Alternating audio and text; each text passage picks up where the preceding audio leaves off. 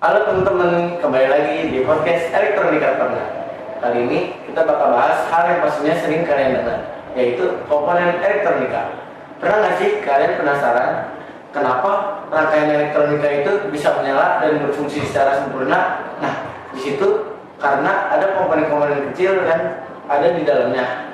Yuk kita buka satu-satu secara bersama dan mudah dipahami. Kali ini kita bahas bersama Kak Vega. Halo.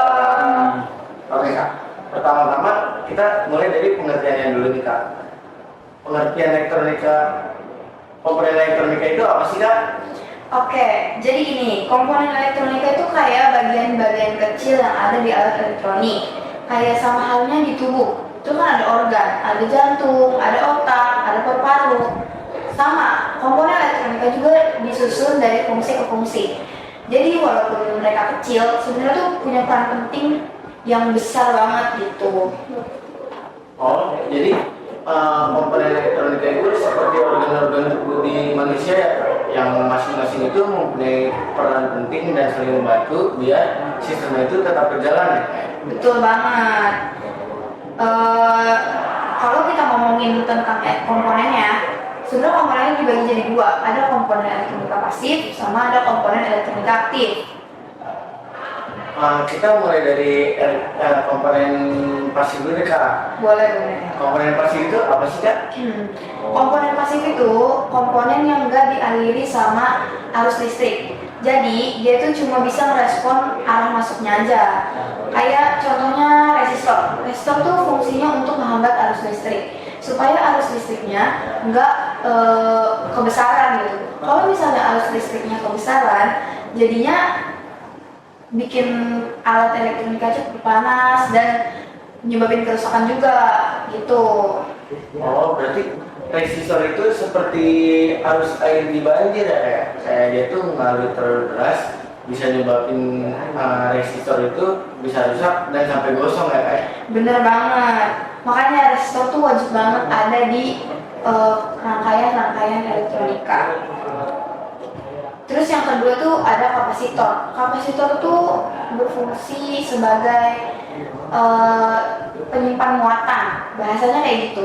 Jadi tuh walaupun dia kecil, dia tuh bisa nyimpan muatan yang cukup besar, tapi cuma sebentar aja. Jadi nanti dia tuh bakal keluar ketika nanti dibutuhkan gitu. Berarti kapasitor itu seperti baterai kecil yang emang fungsinya tuh mirip seperti baterai ya kayak. Betul banget. Tapi sebenarnya beda. Ada bedanya. Kalau kapasitor itu cuma nyimpan muatan listrik di waktu yang singkat kayak per detik atau per milidetik. Oke. Sekarang kita bahas yang aktif nih Kak. Katanya itu di aktif itu ada dioda dan transistor yang sangat penting banget tuh Kak. Betul banget. Itu apa aja tuh Kak? Kalau komponen aktif itu kebalikannya dari komponen pasif.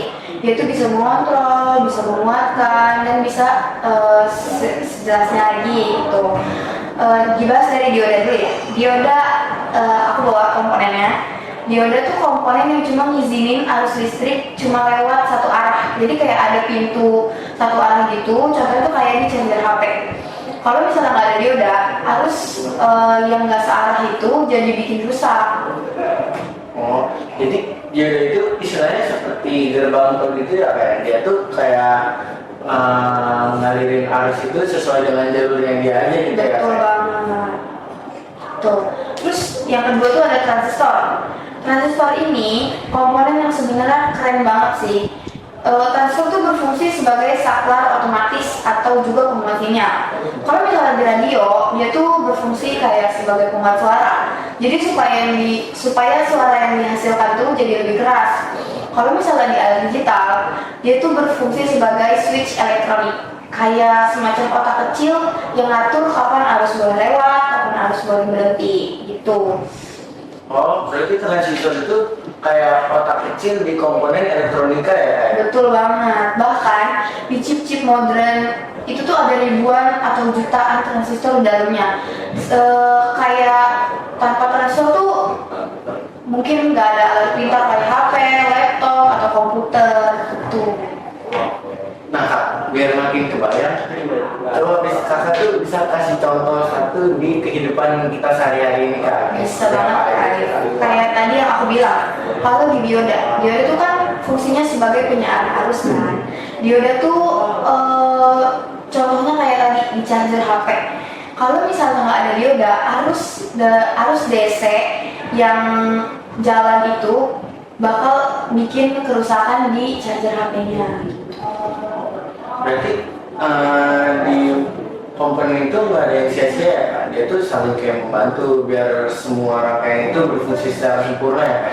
Iya betul banget, karena satu komponen rusak aja itu tuh bisa bikin alat elektronikanya atau rangkaiannya itu jadi nggak nyala. Menarik banget nih Kak pembahasan kita hari ini. Jadi buat teman-teman yang belajar elektronika, penting banget nih buat mengenal kayak resistor, kapasitor, transistor, dan dioda. Iya bener banget, karena kalau kalian udah paham sama fungsinya, nanti tuh kalian jadi bisa belajar bikin rangkaian atau bikin alat elektronika.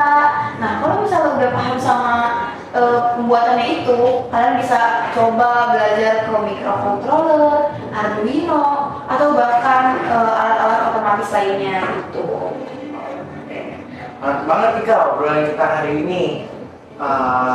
Makasih banyak ya Kak udah sharing ilmunya hari ini. Sama-sama, semoga untuk pelajar-pelajar yang lagi belajar di dunia elektronika makin semangat, makin sukses belajarnya, lebih giatin lagi karena kita belajar di sini tuh bareng-bareng dan semoga makin semangat deh ke depannya. Oke, Elektronika Corner itu obrolan kita hari ini tentang mengenal komponen elektronika. Jangan lupa like, komen, dan subscribe biar nggak ketinggalan di video podcast berikutnya. Tetap semangat menjadi anak teknik yang kreatif. Bye-bye. Bye.